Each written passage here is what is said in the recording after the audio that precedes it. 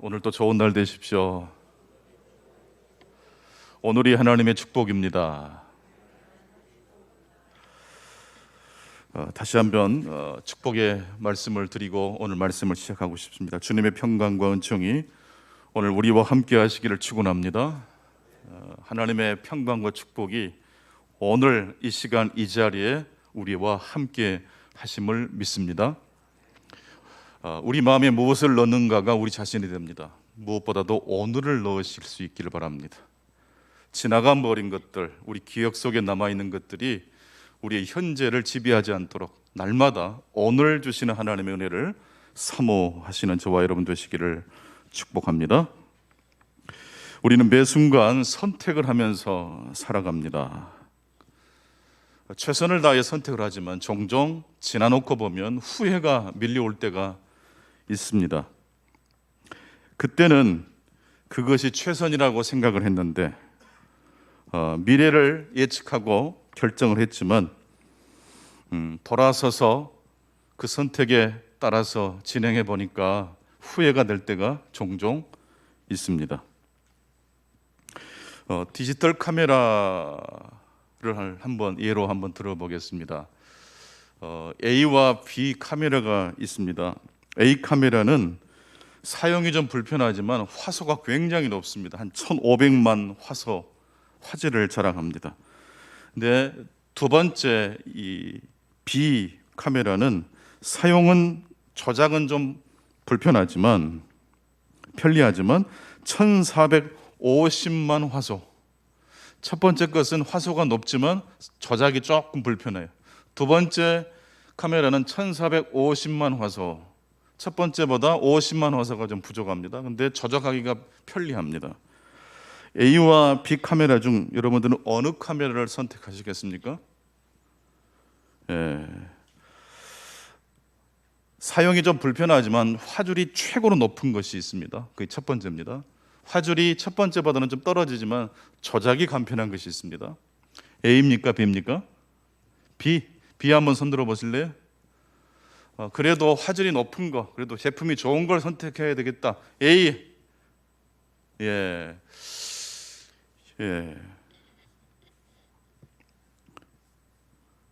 그런데 생각해 보십시오. 최고의 화질을 자랑하는 카메라를 구입했는데 조작하기가 힘들어요. 쓸 때마다 불편해요. 근데 화질이 조금 떨어지지만 내가 원하는 방식 그대로 조작이 가능한 카메라가 있어요. 아무래도 살면서 지내다 보면 어떤 카메라가 훨씬 더 좋았을 것 같습니까? 화질이 좀 떨어져도 쓰기가 편리한 거. 근데 왜 사람들이 화질이 좋은 쪽을 선택할까요? 따지고 보면 50만 화소 차이는 큰 차이가 아닙니다. 이미 1000만 화소가 넘어버리면 어떤 장면을 찍어도 대단한 화질을 자랑하거든요. 1500만 화소나 1450만 화소나 거기서 거기에요. 둘 다 좋아요. 어마어마하게 좋아요. 삼성 TV나 LG TV나 세계적으로 1등이에요. 1등. 그 정도로 우리나라가 제품을 잘 만들어 냅니다. 화소 차이가 중요한 게 아니라 사실은 우리 판단의 기준을 굳이 정하라면 사용하기 편리한 카메라가 좋을 것입니다. 그런데 왜 우리는 잘못된 판단을 할까요? 미래를 다 알지 못하기 때문입니다. 그렇다면 미래를 다 예측할 수 있는 상황이라면 언제나 우리는 바른 판단을 하게 될까요? 두 번째 질문을 함께 생각해 보면 좋겠습니다. 미래를 잘 알지 못하기 때문에 우리는 자꾸 잘못된 오류적인 판단을 할 때가 있습니다. 그렇죠?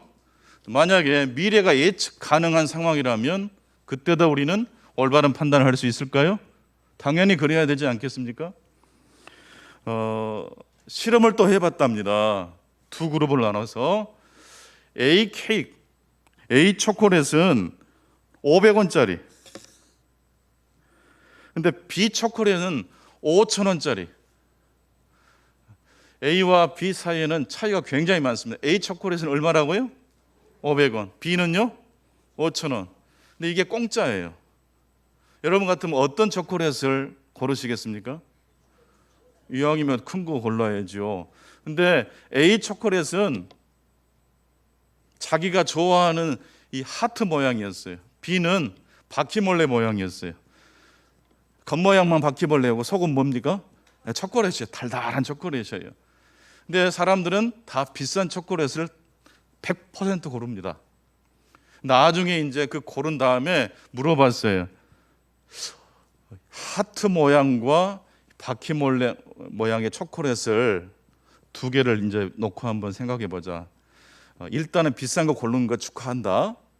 근데 만약에 어느 초콜릿이 더 행복감을 줄 것 같으냐라고 아이에게 물었더니 아이들이 뭐라고 대답했겠습니까? 하트 모양이요. 왜 미래가 예측되는 상황에서도 이렇게 판단 오류가 발생하는 걸까요? 내가 행복한 선택, 내가 즐길 수 있는 선택보다도 왜 갑자기 비싼 것을 고르게 됐을까요? 공짜라면 이왕이면 비싼 것이 좋지 않습니까? 이런 규칙이 우리 마음 안에 들어와 있기 때문에 그렇습니다. 우리 어려서부터 그런 말씀 많이 들었잖아요. 배우고 들었지 않습니까? 물건과 돈은 함부로 낭비하면 된다 안 된다? 안 된다. 그러니까 이왕이면 비싼 거 사야, 공짜인데 비싼 거 골라야 되지 않겠습니까? 만약에 공짜인데도 값싼 거 골랐다면 이게 좀 낭비한 듯한 느낌이 들지 않습니까? 우리의 행복이라는 기준보다도 경제적인 측면에서만 바라볼 때 행복을 놓치고 그저 경제적 이익이 되는 선택만 할 수 있다는 것을 우리가 알 수 있습니다.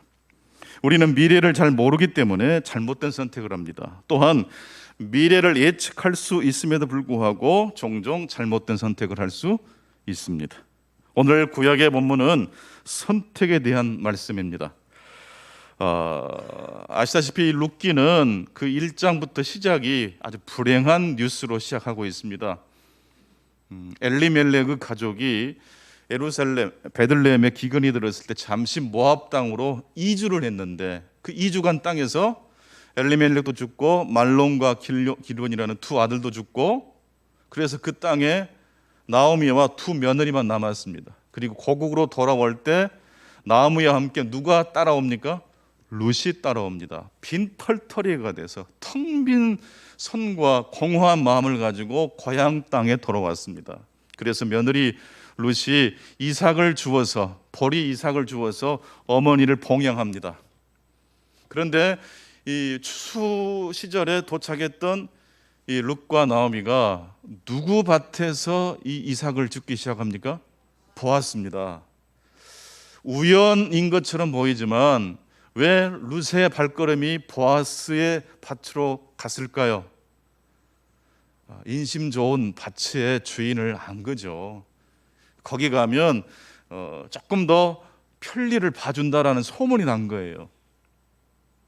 내 떡을 물 위에 던져라. 여러 날 후에 돌아온 이 인심이 좋다는 것이 막 돌고 돌아요. 그래서 이 룻의 발걸음이 누구의 밭으로 간 거예요? 보아스의 밭으로 간 거예요. 우리 교회도 믿음의 좋은 소문이 나면 광주 저 끝에서도 올 줄로 믿습니다. 그렇게 해서 룻과 보아스의 관계가 점점 친밀해지더니 사랑의 관계까지 싹트게 됐어요. 그리고 이제 두 사람이 마음이 통했어요. 이제 결혼식만 하면 되는데 보아스가 장애물을 하나 이야기합니다. 내가 당신의 친족으로서 당신을 책임져야 될 의무가 있는 사람인데 나보다 우선순위가 있는 사람이 한 사람이 있습니다. 그 사람을 무시하고 내가 덜컥 이것을 선택할 수가 없으니 나만 믿고 따라오시오. 다음 날 일찍 보아스가 이제 성 입구로 갑니다. 행정 재판을 하러 가는 것입니다.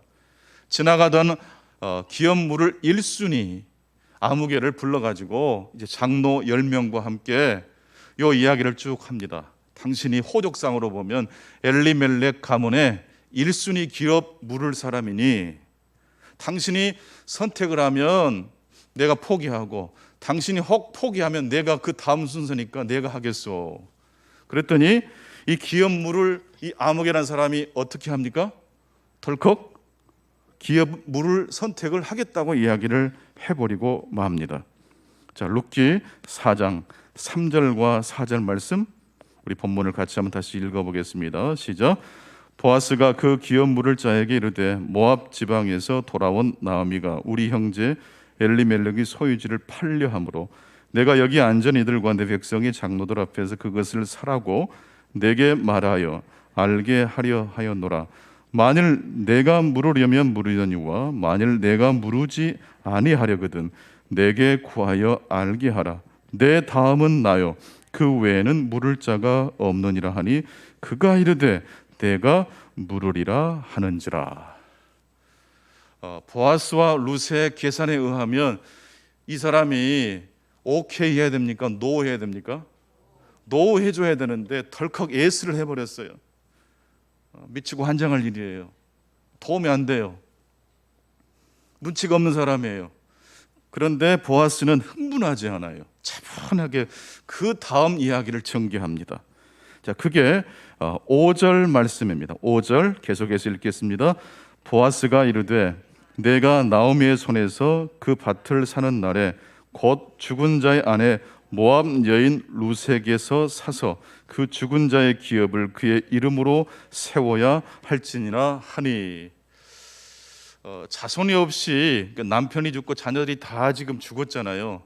이런 경우에는 그 땅이 다른 지파로 가면 안 되기 때문에 친족 중에 한 명이 그 땅을 사게 됩니다. 그래서 이걸 고엘이라고 해요. 율법에 나와 있어요.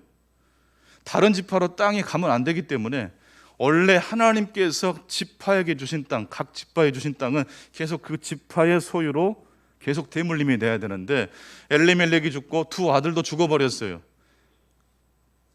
그래서 지금 이 소유가 다른 지파 소유로 가면 안 되기 때문에 나오미와 룻이 이 밭을 사줄 친족 중 한 사람을 찾고 있는 겁니다. 근데 1순위 이 사람이 처음에는 산다고 했습니까? 사지 않는다고 했습니까? 산다고 했어요. 그런데 그 산다는 그 오케이가 왜 이런 쉽게 오케이를 했냐면 보아스가 볼 때 이 사람은 약간 생각을 깊이 안 하고 오케이 했다고 판단을 한 것 같아요. 만약 룻과 당신 사이에 아이가 태어나서 그 아이가 아들일 경우에는 이 땅을 지금 당신이 소유하지만 이 아들이 장성하면 이 땅은 누구 소유가 돼야 돼요? 그렇죠. 룻과 당신 사이에 난 아들이 이 땅을 소유하게 되고 엘리멜렉 가문의 소유로 계속 가게 된다는 말을 해줘요. 그 말을 듣자마자 그러면 나는 안 하겠다 했어요. 근데 여러분 여기에 곰곰이 조금 더 생각해 볼 것은 뭐냐면 지금 룻은 불임 상태입니까? 임신을 얼마든지 할 수 있는 상태입니까? 예? 지금 모압에서 이 엘리멜렉의 아들 말론과 결혼한 다음에 애가 있었어요? 없었어요? 없었어요. 얼마 동안 없었어요? 정확히 할 수는 없지만 긴 시간 동안 자녀가 없었던 걸 보니까 무슨 상태라는 걸 짐작할 수 있어요? 불임. 그러면 이 아므게라는 이 사람과 룻이 결혼했다 할지라도 아이가 날 가능성이 100%입니까? 아니면 아리송합니까? 예. 그렇게 확률이 높지 않아요. 확률이 높지 않지만 그 리스크가 이 사람에게는 뭐가 되는 거죠? 뭔가 걸림돌이 되는 것 같아요. 돈 계산은 정확히 하는 사람 같아요. 10원짜리 한 장도 정확하게 해야 돼요. 이 사람은 분명한 사람이에요. 조금이라도 리스크가 보이면 돼요? 안 돼요? 안 돼요. 처음부터 없애버려야 돼요. 그렇게 이 사람은 물질적 손해는 보지 않았지만 무슨 손해를 봤을까요? 성경은 이 사람의 이름을 기록하지 않아요. 그냥 아무개 씨라고만 이야기해요. 하나님의 구속사의 드라마에 주연 배우가 될 수 있는 기회를 놓치고 말았어요. 무엇 때문에? 경제적으로 전략 정신이 너무 투철한 나머지. 공짜는 비싼 거 선택해야 되고 물건이나 돈은 낭비하면 안 되는 거예요. 근데 여러분, 지난주에 우리가 잠깐 보았지만 하나님을 사랑하시는 분들만 한번 크게 아멘을 보실까요? 그러면 하나님을 사랑한다는 말은 과격하게 말하면, 극단적으로 말하면 하나님 외에 다른 것들은 사랑한다는 것입니까? 하나님의 영광을 위해서 사용하시겠다는 뜻입니까? 여러분, 하나님을 사랑한다는 뜻은 하나님 외에 다른 것들은 사랑하지 않는다는 뜻인데, 하나님 외에 다른 것을 사랑하지 않는다는 뜻은 더 구체적으로 풀어서 말하면 물질이 됐든 시간이 됐든 재능이 됐든 지혜가 됐든 그 모든 것들을 숭배하지 않고 하나님의 영광을 위해서만 그것들을 뭐 한다는 거죠? 사용하는 거예요. 이게 신앙생활의 참 뜻이에요. 근데 이 아무개라는 이 사람은 하나님이 주신 재능과 은사를 어떻게 해버렸어요? 하나님을 사랑하는 데 사용했습니까? 물질을 전략하고 경제관념을 투철하게 해서 경제적으로 규모 있게 살림하는 것을 인생의 목적으로 삼아버렸습니까? 손해는 안 봤어요. 근데 뭐가 없어요? 스토리가 없어요. 하나님과 동행하는 스토리가 없어요.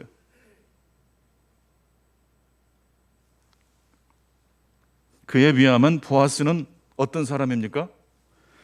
원래 기업을 물을 율법적 의무는 보아스나 이 아무개도 있어요. 하지만 룻과 기어이 결혼해서 후손을 봐서 그 후손이 이 땅까지 유산으로 받을 수 있도록 해야 될 의무는 강제조항일까요? 강제조항이 아닐까요? 어떻게 이렇게 잘 아십니까? 강제조항이 아니에요. 그냥 슬쩍 지나가면 지나갈 이야기. 왜냐하면 형사 취수제라고 해서 형이 자식 없이 죽으면 동생이 대를 이룰 수 있도록 하는 제도가 구약 성경에 있어요. 근데 이번 같은 경우는 친형제가 아니잖아요. 그러니까 굳이 결혼해서 자녀를 낳아서 기어이 이 땅을 물려줄 의무까지는 있어요, 없어요? 없어요.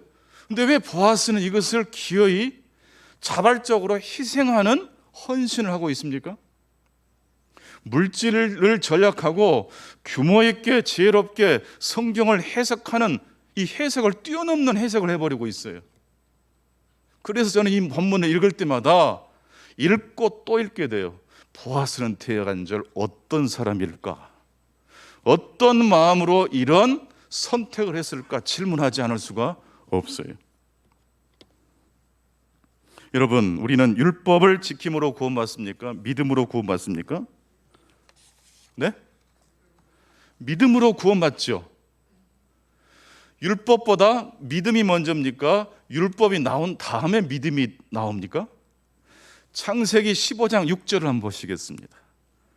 아브라함이 하나님께 의로운 자라고 인정을 받는 칭의의 복을 받는 이 구절이 창세기 15장 6절인데, 아브라함이 뭘 했기 때문에, 하나님 앞에 헌신과 결단을 했기 때문에 하나님의 그 행동을 보시고 의롭다고 여기신 게 아니고, 하나님의 약속을 듣고 아브라함이 어떻게 했어요?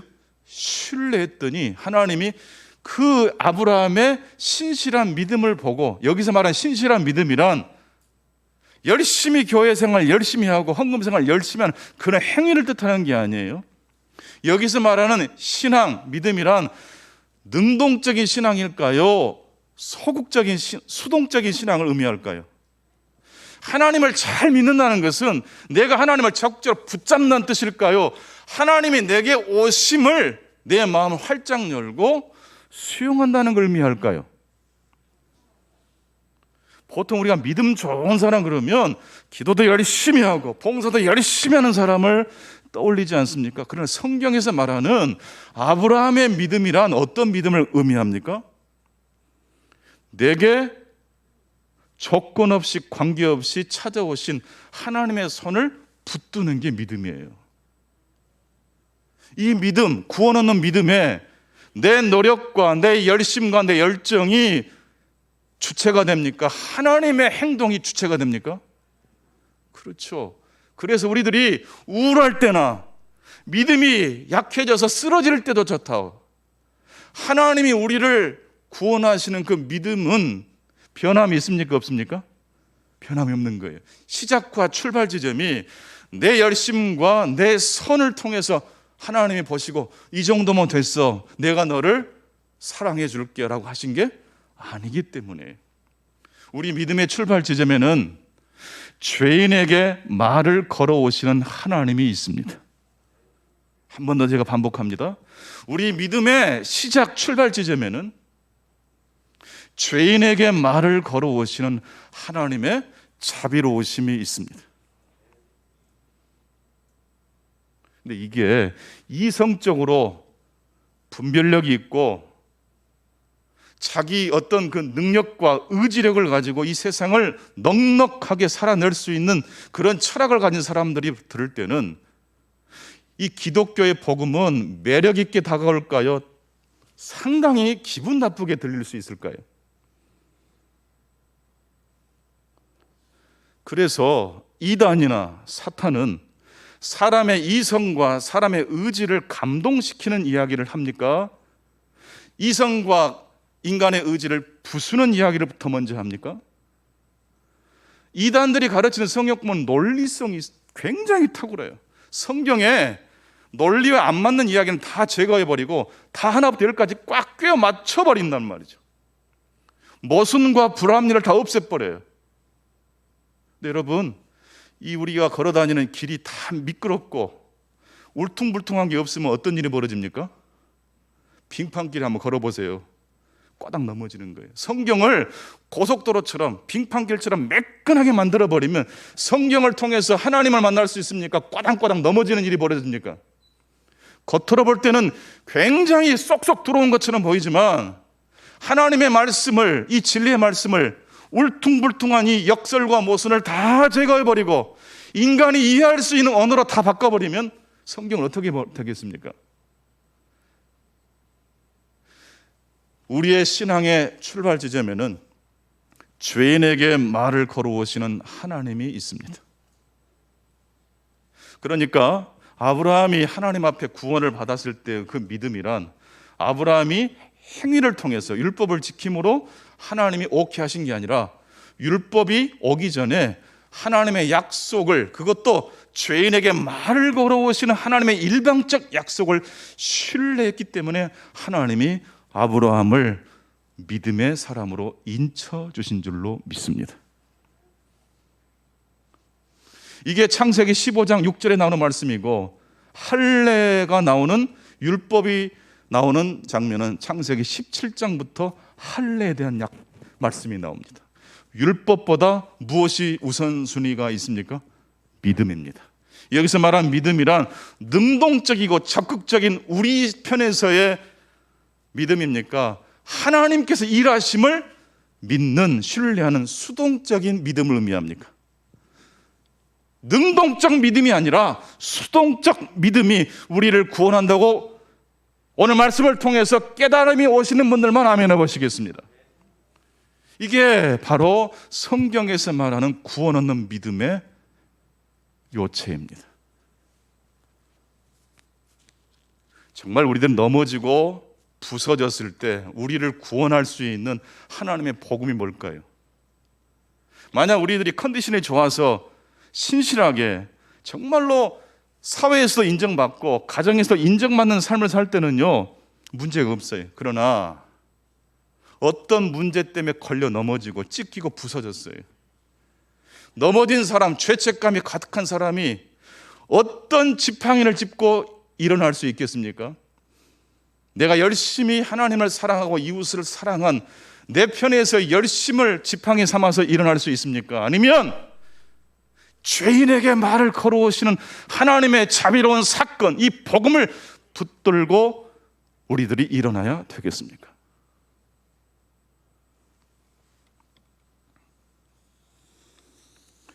말씀을 정리해 보겠습니다. 첫 번째로 아무개가 선택할 때의 기준은 무엇이었습니까? 그것은 손해냐 이익이냐였습니다. 손해보지는 않았습니다. 정말 그럴까요? 영적인 노릇으로 보면 이 사람은 어떤 손해를 봤어요?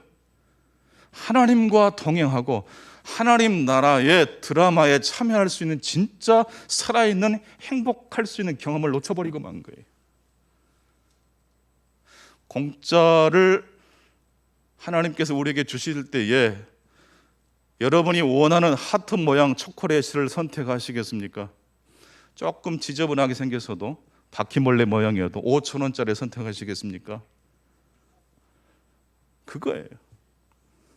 두 번째로 보아스가 선택할 때의 기준은 무엇이었습니까? 율법에 대한 순종이었습니까? 하나님의 약속에 대한 신뢰였습니까?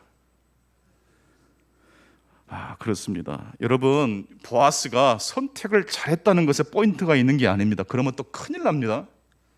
무엇을 했기 때문에, 무엇을 하지 않았기 때문에 오늘 본문을 그런 식으로 선택의 기준으로 내가 이번에 선택을 잘해서 복받았어, 이 기준으로 이 말씀을 보면 안 됩니다.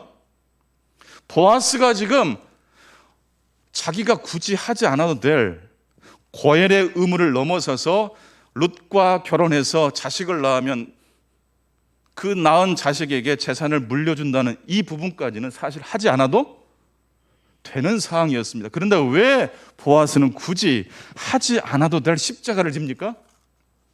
그걸 하면 하나님께 더 예쁨과 사랑을 받기 때문일까요?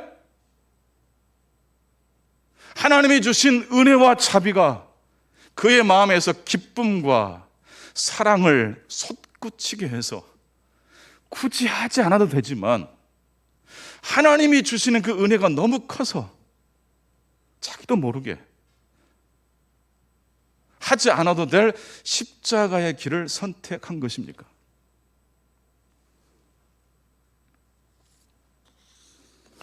보아스가 그런 선택을 할 때에 보아스의 삶의 기준이 됐던 것은 무엇입니까?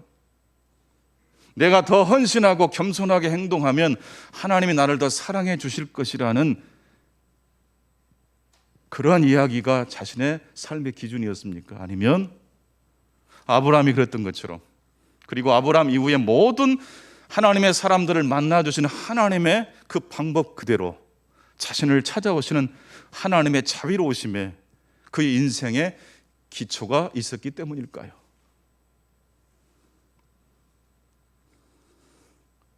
우리 안에 있는 가능성을 더 개발하면 하나님이 영광을 받으시는 측면도 있지만 그게 우리 삶의 기초가 돼서는 안 된다는 이야기입니다. 할례 받는 것도 할례 받지 않는 것도 그 자체로는 복음과 견져볼 때 상대가 됩니까? 되지 않습니까? 되지 않습니다. 여러분, 하나님께 열심히 충성하지 말란 뜻이 아닙니다. 열심히 충성하시고 이왕이면 보아스처럼 손해가 되더라도 하나님의 드라마에 참여하는 사람들 되시기를 축복합니다. 그러나 그렇게 했을 때 사람들 앞에 내가 이 정도 했어라고 은근히 자랑하시려고 하지 마시고, 왜 그런 선택을 했느냐고 물어봤을 때 나도 몰라. 다 같이 한번 고백해 보실까요? 나도 몰라요. 그냥 좋아서 했어요. 하나님의 은혜가 저를 그렇게 내모신 것밖에 없어요. 내가 이래봬도 계산을 다 해보니까 이게 제일 좋은 것 같아서 했습니다. 그런 수학적 계산법으로 보아스가 한 것은 아니라는 뜻입니다. 지금까지 살아온 경험을 퉁쳐보니까 그래도 미래가 조금 손해가 되는 것 같지만 나중에 훨씬 좋을 것 같으니까 그런 선택을 한 것도 아닙니다. 보아스의 선택의 기준에는 무엇이 있을까요? 하나님이 계셨던 거예요. 세 번째로, 하나님은 믿음의 자녀를 오늘 이 시간 어떻게 인도하실까요? 아까 말씀드렸던 것처럼 사탄은요, 아주 논리와 이성적으로 생각하면 우리들이 매력을 느낄 만한 이야기를 가지고 우리를 찾아옵니다. 복음은요, 하나님은요, 은혜를 먼저 우리에게 부어주십니다. 동의 가능하신 분들 마음에 넣으십시다. 은혜란 내가 뭘 했기 때문에 오는 게 아니에요. 그건 싹시예요. 은혜란 내가 하지 않았는데 오는 게 은혜예요. 죄인에게 말을 걸어오신 하나님, 이게 은혜란 말이에요. 근데 은혜를 베푸신 다음에 하나님이 우리에게 뭘 주실까요? 그게 바로 십자가 환난입니다. 오늘 갈라디아서 2장 20절을 보니까 내가 그리스도와 함께 무엇에 못 박혔습니까? 십자가에 못 박혔나니. 그런 적 이제는 내가 산 것이 아니고 내 안에 살고 계신 그리스도를 신뢰하는 믿음으로 산다고 그랬어요. 보아스처럼 산다는 뜻이에요. 계산을 뛰어넘어서, 이성을 뛰어넘어서, 합리적 세상 사람들이 매력 있다고 생각하는 걸 뛰어넘어서, 왜 당신 그런 어리석은 선택을 했습니까? 손해 날 텐데. 나도 모르겠어요. 근데 마음이 기뻐요. 내 삶의 시작과 내 삶에 동행하는 복음을 보니까 죄인에게 말을 걸어오시는 하나님이, 그때 나를 출발시켜 주신 그 하나님이 지금도 그 은혜의 복음으로 나를 붙들고 계심을 내가 믿기 때문에, 어차피 하나님 외에 다른 어떤 것들은 하나님을 사랑하기 위해서 어떻게 해야 된다고요? 사용해야 된다고 그랬지 않습니까? 그러니까 땅만 기업으로 물을 수 있도록 돈만 지불하면 되는데, 오히려 자청해서 룻과 결혼해서 자녀를 혹시 낳으면 그 자녀에게 모든 재산을 물려주겠다고 말도 안 되는 일을 해버린 겁니다. 그런데 오늘 이 성의 장로 10명이 보아스의 그 선택을 보고 어떻게 합니까? 축복을 막 해줘요.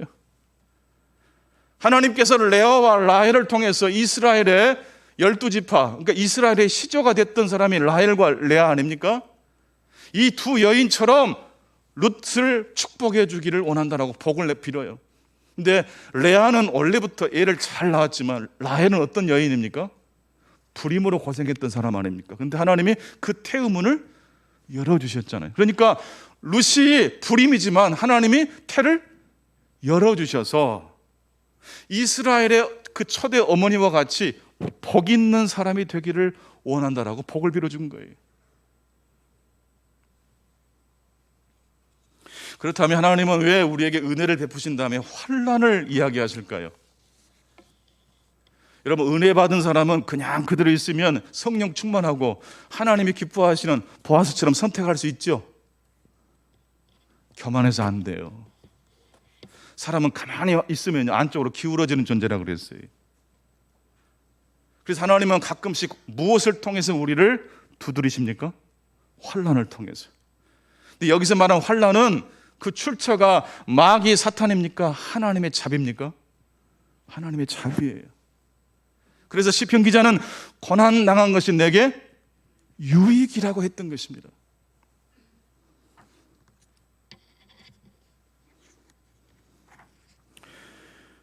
전투기 조종하는 조종사가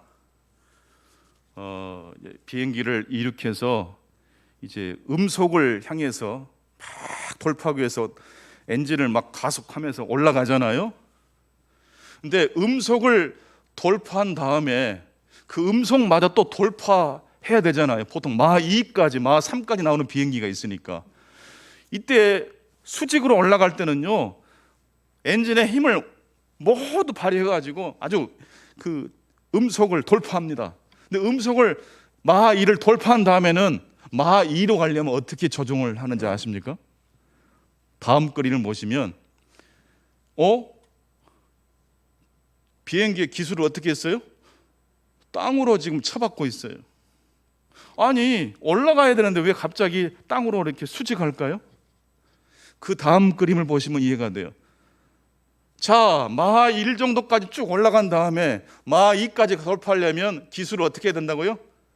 땅으로 수직. 그렇게 하면 중력과 이 가속력이 보태져 가지고 마 2를 훨씬 뛰어넘어요. 마 1.5까지 가는 거예요. 그리고 그 탄력의 힘을 가지고 다시 기술을 하늘로 높이 올리면 마 2를 돌파하게 된다는 거예요. 하나님이 우리에게 믿음의 길을 걸어갈 때 첫 번째로 뭘 주십니까? 은혜를 주셔요. 따라서 합시다. 조건 없이, 관계 없이. 그럼에도 불구하고 죄인에게 말을 걸어오시는 하나님 찬양합니다. 그런데 그 하나님 그 은혜의 손을 붙잡고 의롭다 여김을 받은 하나님의 자녀들에게 하나님은 또 뭘 준비하셨다가 주셔요? 환난. 이 환난이 뭡니까? 십자가예요. 밑으로 떨어지는 거예요. 보아스처럼 그냥 땅만 구입해가지고 이제 엘리멜렉 가문으로 계속 이어질 수 있도록 하면 되는데 차청에서 뭐까지 했다고요? 결혼까지 해서 둘 사이 난 아이에게 재산을 물려주겠다는 것. 어리석어 보이잖아요. 근데 그게 어리석음으로 끝났나요? 수직으로 낙한 이 비행기가 그대로 땅으로 곤두박질했습니까? 다시 하늘로 도약해서 음속을 넘어서는 마이로 넘어갑니까? 신앙생활에 구원의 리듬이 있어요. 저는 그걸 세 박자라고 생각합니다. 한번 따라서 해보실까요? 하나님의 구원은 세 박자다. 처음엔 하나님의 은혜로 확 올라가요. 근데 은혜로 올라간 다음에 반드시 어떻게 돼요? 내려와요. 내려올 때는 어떤 마음으로 기술을 돌리는 거예요? 따라서 합시다. 나는 아무것도 아닙니다. 나는 아무 공도 없는 죄인입니다. 꼬꾸라지는 거예요. 그럴 때 하나님이 계속 꼬꾸라지게 하십니까? 올려주시는 거예요. 우리 교회 안에 이 삼박자의 구원의 리듬이 가득 차기를 축원합니다. 하나님의 은혜를 붙잡으십시오. 그리고 어느 순간 환난을 통해서 우리를 두드리시는 하나님 앞에 순종하실 수 있기를 바랍니다. 죽을 것 같지만 죽지 않아요. 더 높여주셔요. 이 하나님의 은혜가 오늘 이 예배를 통해서 그리고 유튜브를 통해서 함께 하시는 모든 성도님들에게 함께 하시기를 축원합니다. 기도하겠습니다. 아버지 하나님 감사합니다. 선택을 해야 되는 중요한 순간에 우리 민족이 놓여 있습니다. 주님 자비를 베풀어 주셔서 욕심과 탐욕의 기준이 아니라 복음의 기준으로 하나님의 영광을 위해서 선택할 수 있게 하시고 자비로우신 하나님의 손을 붙잡고 난 다음 저희들에게 환난을 통해서 두드리신 하나님의 섭리에 우리의 마음을 활짝 열게 하셔서 주의 은혜로 구원받은 이 죄인 아무 공로 없습니다. 그렇게 십자가를 질 때에 어느 순간 음속을 넘어서는 하나님의 은혜가 더 가중되는 그러한 놀라운 은총이 우리 모든 개인들과 우리 가정과 우리 교회와 이 나라 이 민족 되게 하여 주옵소서. 예수님의 이름으로 기도하옵나이다. 아멘.